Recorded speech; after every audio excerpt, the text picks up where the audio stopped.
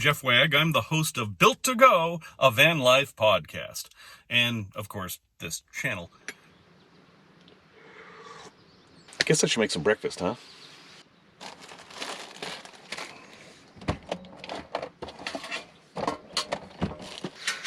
I love when this thing just completely falls apart. It's like a Rubik's Cube to put it all back together. And I was never very good at Rubik's Cubes. At least with this thing, it has a purpose, and so I can kind of figure out how to put it together so it can meet that purpose, if that makes any sense. And if it doesn't make any sense, it's okay. Not everything has to make sense. Okay, duh. Now, driving through Illinois is sadly not one of the world's great drives.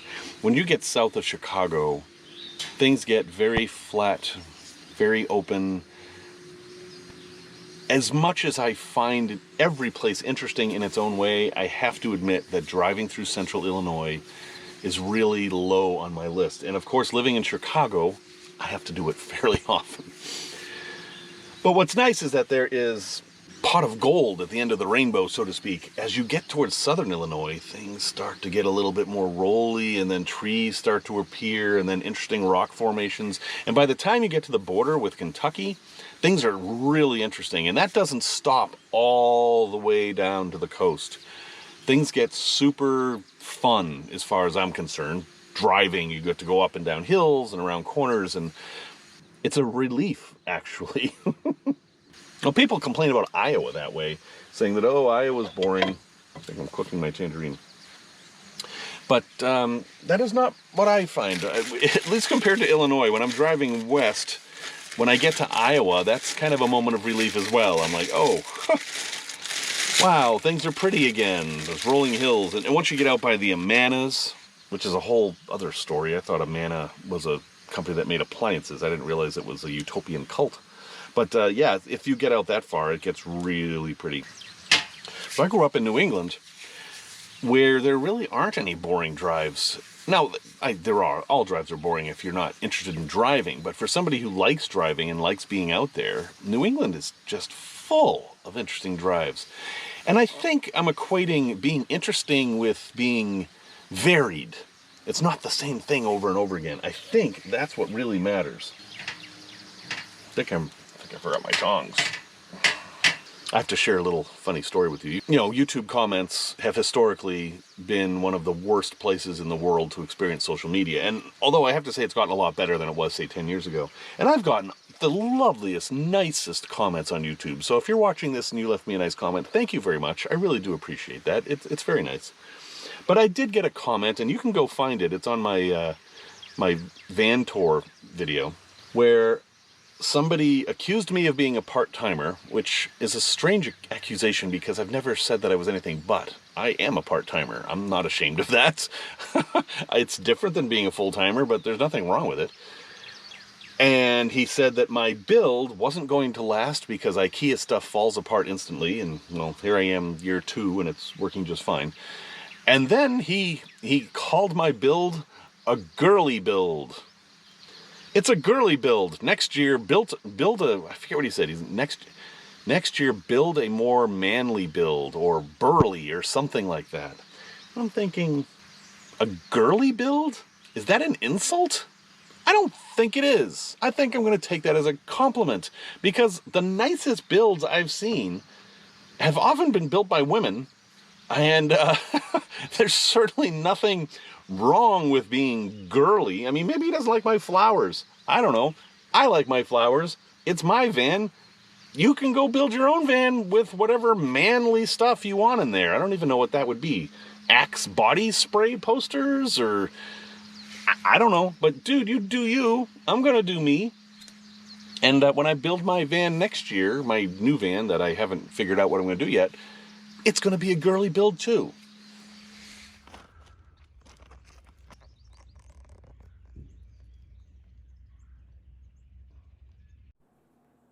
So we started off our drive and ended up in Cherokee, and, well, immediately saw something unusual. I mean, of course, first I saw the vans. And then I saw the spray paint. Okay then. And off to get some gas, not quite in downtown Cherokee, but close enough. And then we finished our drive to Phil Campbell.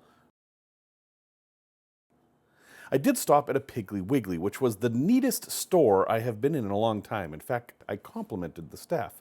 But when I bought the chicken, it had an unusual name, and it had an unusual look. But in truth, it was quite tasty. From there, it was a short drive to Dismals Canyon, which I've sped up quite a bit here. I'm here at Dismals Canyon to visit the Dismalites. What's a Dismalite? Let's go find out. So they have a campground here, and it's a privately owned place, even though it is a national landmark. The federal government doesn't run it. It's not a park in the sense of, say, a national park. And they do have some important instructions to follow, else your trip may not be completely enjoyable. But it doesn't take long to fall in love with this place. It's been inhabited by humans for thousands of years, and Europeans since they came to Alabama. This was the site of a mill that sawed wood and ground corn or wheat or whatever they were growing at the time. But it's when you go down the stairs that you enter the real canyons. Originally, there were no stairs, and there was really no way into the canyon except down a narrow chute.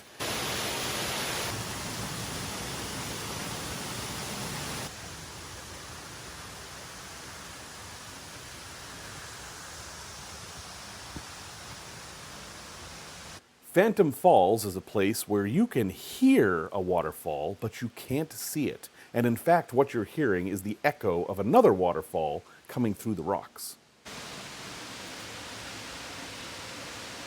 Now, I came here to see Dismalites, and as you might guess, a Dismalite is something that lives in the Dismals Canyon. And in this case, a Dismalite has a more common name of a fox firefly.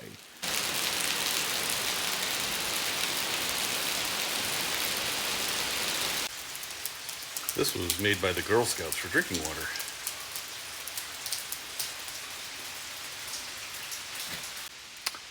Indian Head Rock.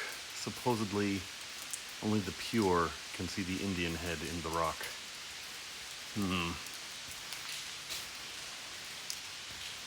It may not be so pure. A champion tree is the tallest tree in any area. This is the state champion Canadian hemlock.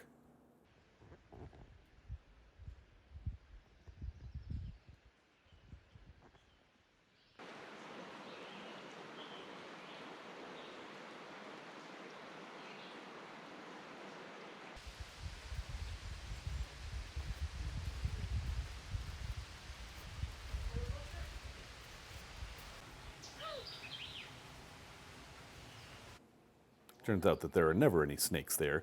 They put that sign up to keep people out because there were some baby vultures nesting just beyond the rock. Now, if you know what foxfire is, it is a fungus that glows at night. So imagine a glowing fly. And you're getting close to what we're looking for here. Foxfire flies are actually a species of fungus gnat, and they spend most of their lives as a larvae. And the larvae lives in Dismals Canyon. In fact, it's one of the few places that they live, and it's the only place where they live in such large numbers. In fact, we are looking at thousands of them right now, but we can't see them in the daytime. What they love is wet, mossy rocks, and Dismals Canyon is filled with them.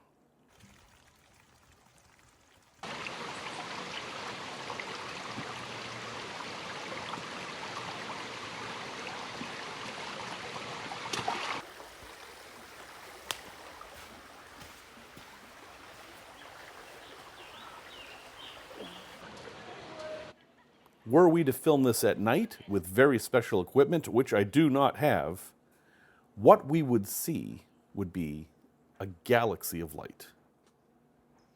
As beautiful as this place is, it does have a bit of a tragic history. All the local Chickasaw were rounded up and kept captive in this canyon by armed guard. After 2 weeks, they began the Trail of Tears. 90% of them never reached the end.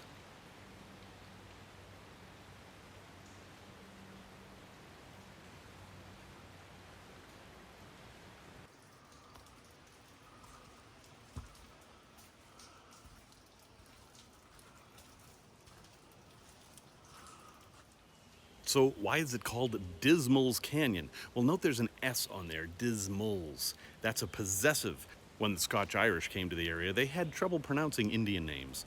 And one of the leaders' names was Dismas, and this was referred to as his canyon.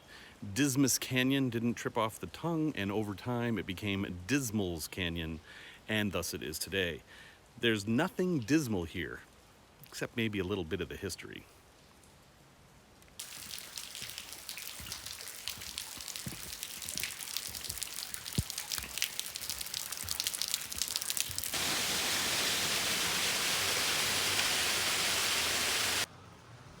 This area is called the Dance Hall, and there have been people here for so long that they've actually worn the rocks away.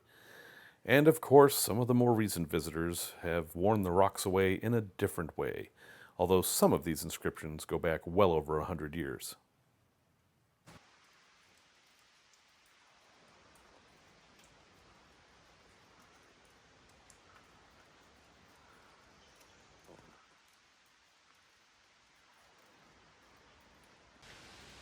This is the Witch's Cavern, as it's called, and this is where the Dismalites live.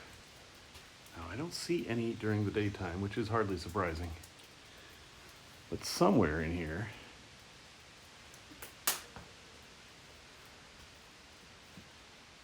there are Dismalites. And again, if you carve your name in a natural space like this, you are just adding your name to the list of fools.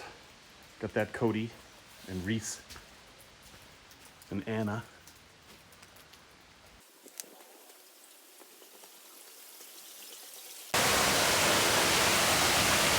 Is this a Dismalite? Well, no, but these are. These are the larvae of the fox firefly, and they glow to attract mosquitoes. And this is what it looks like at night. Now, I couldn't take my own photos of this, so if you want to see this yourself, you're going to have to come visit the place. Dismals Canyon should be on your bucket list as it was on mine. I learned a lot about the Dismalites and about the canyon and about some local history, and it touched me. It is one of the most beautiful places I've ever been, and I've been a few places, so if you're ever in northern Alabama or even anywhere close, definitely check out Dismals Canyon. Next, I'm off to Texas. I'm going to be driving for quite a bit, where I'm going to find an alien, supposedly. I'll let you know how that turns out. Until then, I'll see you down the road.